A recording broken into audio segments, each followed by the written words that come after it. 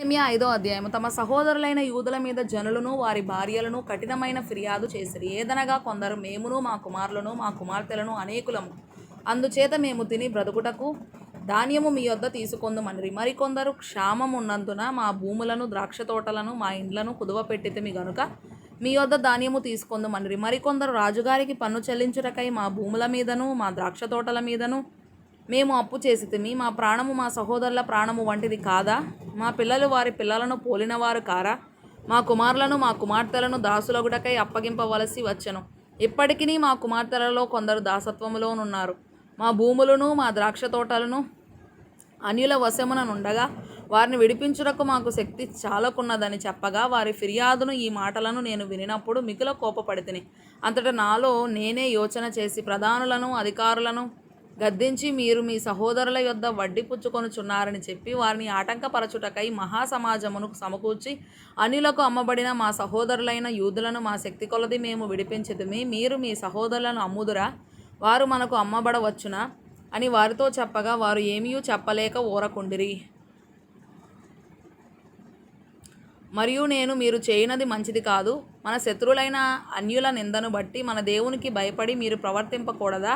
నేనును నా బంధువులను నా దాసులను కూడా అలాగుననే వారికి సొమ్మును ధాన్యమును అప్పుగా ఇచ్చితిమి. ఆ అప్పు పుచ్చుకొనకుందము. ఈ దినములోనే వారి యొద్ద మీరు అపహరించిన భూములను, ద్రాక్ష తోటలను, ఒలీవ తోటలను, వారి ఇండ్లను వారికి అప్పుగా ఇచ్చిన సొమ్ములోను, ధాన్యములోను, ద్రాక్షారసములోను, నూనెలోను 100వ భాగమును వారికి మరల అప్పగించురని నేను మిమ్మను బతిమాలుచున్నాను అంటిని. అందుకు వారు, నీవు చెప్పిన ప్రకారమే ఇవన్నీ ఇచ్చివేసి వారి యొద్ద ఏమీయూ కోరమనిరి. అంతటా నేను యాజకులను పిలిచి, ఈ వాగ్దాన ప్రకారము జరిగించుటకు వారి చేత ప్రమాణము చేయించితిని. మరియు నేను నా ఒడిని దులిపి, ఈ ప్రకారమే దేవుడు ఈ వాగ్దానము నెరవేర్చని ప్రతివానిని తన ఇంటిలో ఉండకయు తన పని ముగింపకయు నుండునట్లు దులిపివేయను. ఇటువలే వాడు దులిపివేయబడి ఏమీయూ లేనివాడుగా చేయబడునుగాకని చెప్పగా, సమాజకులందరూ అలాగు కలుగునుగాక అని చెప్పి యెహోవాను స్తుతించిరి. జనులందరూ ఈ మాట చొప్పుననే జరిగించిరి. మరియు నేను యూదాదేశంలో వారికి అధికారిగా నిర్ణయింపబడిన కాలం మొదలుకొని, అనగా అర్ధహర్షస్త రాజు ఏలుబడి యందు 20వ సంవత్సరము మొదలుకొని 32వ సంవత్సరము వరకు 12 సంవత్సరములు అధికారికి రావలసిన సొమ్మును నేను గాని నా బంధువులు గాని తీసుకొనలేదు.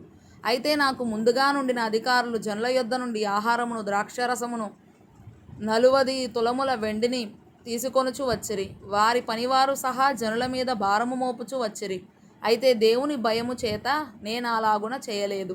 ఇదియుగాక నేను ఈ గోడ పని చేయగా నా పనివారును ఆ పని చేయుచు వచ్చిరి. భూమి సంపాదించుకొనిన వారము కాము.